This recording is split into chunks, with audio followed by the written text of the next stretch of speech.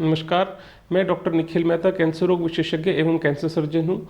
मैं new life cancer clinic सी scheme Jaipur में कार्यरत हूँ एवं शिप्रापत स्थित HCG कैंसर हॉस्पिटल में सीनियर कंसल्टेंट हूँ। आज हम बात करने वाले हैं गॉल ब्लैडर कैंसर के डायग्नोसिस और ट्रीटमेंट के बारे में। पिछले एपिसोड में हमने बात करी थी कि गॉल ब्लैडर कैंसर के रिस्क फैक्टर क्या हैं और इसके सिम्टम क्या हैं और इसको हम कैसे पहचान सकते हैं और ये कितना एग्रेसिव कैंसर है, क्यों हमें लेट मिलता है और इसके ट्रीटमेंट में हमें समस्याएं क्यों आती हैं। आज हम इसी के उपलक्ष्य में आगे की ओर बात करेंगे कि इसको हम कैसे जल्दी से जल्दी डायग्नोस कर सकते हैं जब हमारे पास मरीज़ लक्षणों के साथ आता है। सबसे पहले हम मरीज़ का फिजिकल एग्जामिनेशन करते हैं। उसमें देखते हैं कि गॉल ब्लैडर के अंदर कोई गांठ हाथ से महसूस तो नहीं हो रही है, या फिर उसको पीलिया तो नहीं है, या फिर लिवर में सूजन तो नहीं आ गई है। अगर हमें क्लिनिकल एग्जामिनेशन में ऐसा मालूम पड़ता है कि उसको गॉल ब्लैडर कैंसर का सस्पिशन है, तो हम आगे जांचों की तरफ बढ़ते हैं।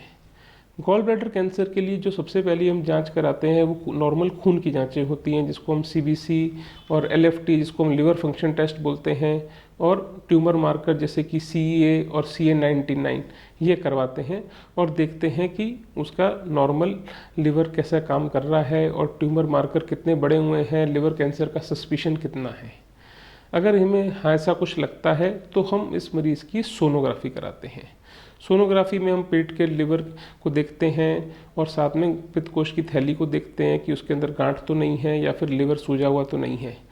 अगर हमें सोनोग्राफी में लिवर कैंसर का शक आता है, जो कि 80 से 90% सोनोग्राफी कारगर है, तो हम उसकी आगे की जांचें कराते हैं, जिसको हम स्टेज के लिए कराते हैं कि लिवर कैंसर या फिर गॉल ब्लैडर कैंसर की स्टेज क्या है। इसके लिए हमारे पास जो मुख्य रूप से जांचें हैं वो है या तो CT स्कैन या फिर MRI स्कैन या फिर MRCP स्कैन या फिर पूरे शरीर का CT स्कैन, जिसको हम PET स्कैन भी बोलते हैं। इससे हमें लिवर कैंसर की करेक्ट स्टेज मालूम पड़ती है। कई बार हम सुई की जांच या फिर FNAC या बायोप्सी भी बोलते हैं, जब हम लिवर के अंदर से या फिर गॉल ब्लैडर की थैली से करवाते हैं। अगर हम इसकी स्टेज की बात करें, जब हम इतनी सारी जांचें करा लेते हैं तो स्टेज कैसे निर्धारित होती है। अगर गॉल ब्लैडर का कैंसर सिर्फ गॉल ब्लैडर तक ही निर्धारित है या उसकी अंदर की झिल्ली तक ही निर्धारित है, तो उसको हम स्टेज 1 का नाम देते हैं।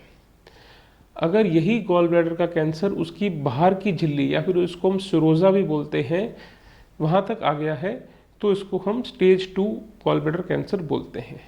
पहली और दूसरी गॉल ब्लैडर कैंसर की स्टेजेस में इस कैंसर का इलाज पूर्ण रूप से संभव होता है ऑपरेशन द्वारा।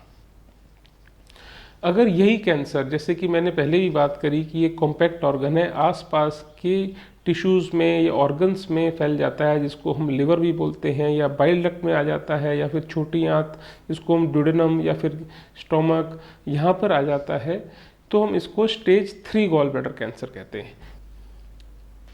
अगर यही कैंसर आसपास की झिल्ली में या फिर पेट के पानी में या फिर दूसरे ऑर्गन्स में फैल जाता है, तो उसको हम स्टेज 4 गॉल ब्लैडर कैंसर बोलते हैं और ये स्थिति काफ़ी नाजुक होती है। तो इस तरह से हम स्टेजिंग का पता लगते हैं। कई बार हमारे को स्टेजिंग के लिए दूरबीन की जांच भी करनी पड़ती है, देखने के लिए कि ये कैंसर एक जगह पर है या दूर तो नहीं फैला है, जिसको हम स्टेजिंग लेप्रोस्कोपी भी बोलते हैं। ये सर्जन द्वारा करी जाती है। जब हमें कैंसर की स्टेज निर्धारित हो जाती है, तो फिर हम उसके ट्रीटमेंट की तरफ आगे प्रावधान करते हैं। मुख्य रूप से बात करें कि अगर स्टेज 1 और स्टेज 2 गॉल ब्लैडर कैंसर की, तो उसमें मुख्य इलाज ऑपरेशन रहता है। कई बार स्टेज 1A मरीज पाया जाता है, जिसको हम बहुत ही अर्ली स्टेज बोलते हैं, तो उसमें सिर्फ गॉल ब्लैडर को निकाल कर भी काम चल सकता है, जिसको हम सिंपल कोलिसिस्टेक्टमी या दूरबीन द्वारा पित्तकोश की थैली को निकालना भी बोलते हैं। लेकिन ज़्यादातर हमें या तो स्टेज 1 के लेट भाग में या फिर सेकंड स्टेज में कैंसर मिलता है, तो उसमें काफ़ी विस्तार रूप से या मेजर सर्जरी करी जाती है, जो कि पेट खोल कर करी जाते हैं, जिसको हम रेडिकल कोलिसिस्टेक्टमी या एक्सटेंडेड कोलिसिस्टेक्टमी भी बोलते हैं।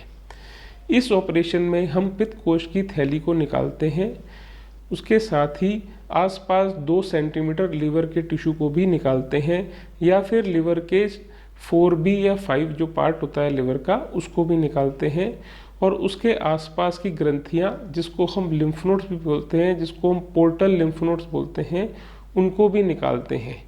इस पूरे तरीके के ऑपरेशन को एक्सटेंडेड कोलिसिस्टेक्टमी या रेडिकल कोलिसिस्टेक्टमी भी कहते हैं।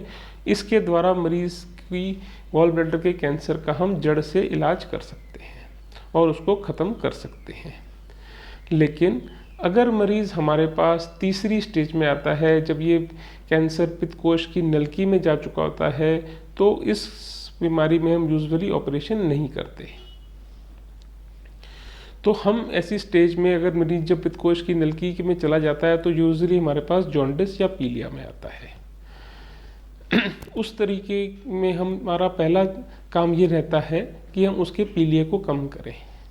उसके लिए हमारे पास दो उपचार हैं, या एक है ERCP जिसको हम एंडोस्कोपिक रेट्रोग्रेड कोलेंजियोपेंक्रेटोग्राफी भी बोलते हैं, दूसरा है PTBD। ERCP हम दूरबीन द्वारा करते हैं, जिसके लिए हम एक स्टेंट डाल देते हैं जिससे कि पित्तकोश की नलकी का जो रास्ता है वो खुल जाता है और उससे पित्त आंतों में जाना शुरू हो जाता है और 2 से 3 हफ्ते में पित्त खत्म हो जाता है। कई बार हम ERCP नहीं कर पाते क्योंकि पित्तकोश की नलकी के आसपास की गांठें जो होती हैं उसको दबा रही होती हैं, तो हम ये काम नहीं कर पाते। तो उस केस में हम एक बाहर के रास्ते एक ट्यूब डाल देते हैं जिसको हम PTBD भी बोलते हैं। उससे पित्तकोश की नलकी का रास्ता चौड़ा हो जाता है और पित्त आंतों में जलना शुरू हो जाता है और उससे मरीज़ का पीलिया ख़त्म हो जाता है। जब पीलिया ख़त्म हो जाता है बिल्कुल ही, तब हम उसको कीमोथेरेपी से इलाज करते हैं या फिर रेडियोथेरेपी से इलाज करते हैं। इस कैंसर में 3rd स्टेज में प्रोग्नोसिस इतना अच्छा नहीं रहता, लेकिन मरीज़ की कठिनाइयों को कम करने की कोशिश करी जाती है।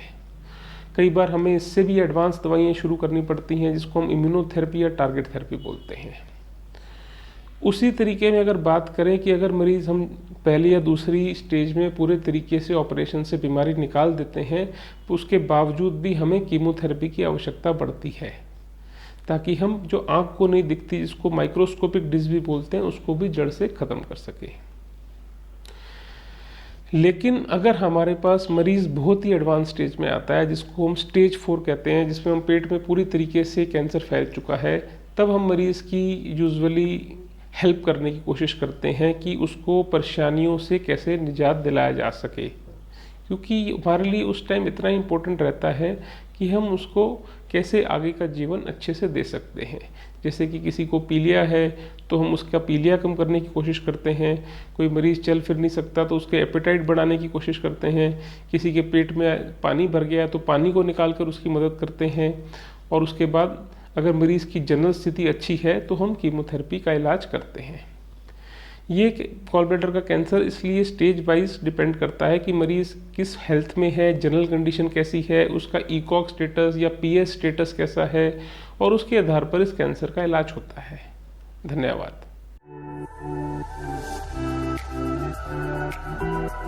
देखिए, गॉल ब्लैडर कैंसर का इलाज जैसा कि मैंने कहा कि पहली A स्टेज में ही हम दूरबीन द्वारा या सिंपल कोलिसिस्टेक्टमी द्वारा कर सकते हैं। लेकिन अगर ये कैंसर पहली एडवांस स्टेज या फिर दूसरी स्टेज में आता है तो आज की डेट में मुख्य इलाज इसका ऑपरेशन ओपन सर्जरी द्वारा रहता है।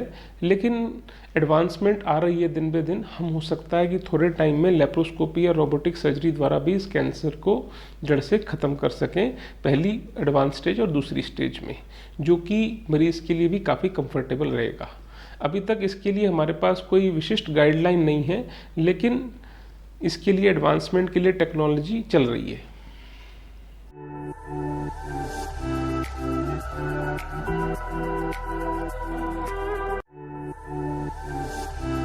देखिए, जैसा कि मैंने कहा कि इसमें 1st और 2nd स्टेज में मुख्य इलाज रेडिकल कोलिसिस्टेक्टमी या एक्सटेंडेड कोलिसिस्टेक्टमी ऑपरेशन है, जो कि 70 से 80% चांस है कि हम मरीज़ को पूर्ण रूप से कैंसर को जड़ से ख़त्म कर सकते हैं। लेकिन कई बार इसमें बाद में कीमोथेरेपी की आवश्यकता पड़ती है, और मुख्य तौर पर हम गॉल ब्लैडर कैंसर का फॉलोअप बहुत स्ट्रिक्ट रखते हैं, जिसपे हम ऑपरेशन के बाद भी हर 3-3 महीने में मरीज़ को बुलाकर उसका अल्ट्रासाउंड और CT स्कैन और ट्यूमर मार्कर CA-199 या फिर सोनोग्राफी करवाते रहते हैं, ताकि ये कैंसर के आने के अगर कुछ भी चांस दोबारा है तो हम उसको जल्द से जल्द पकड़ सके और पूरा निदान कर सकें।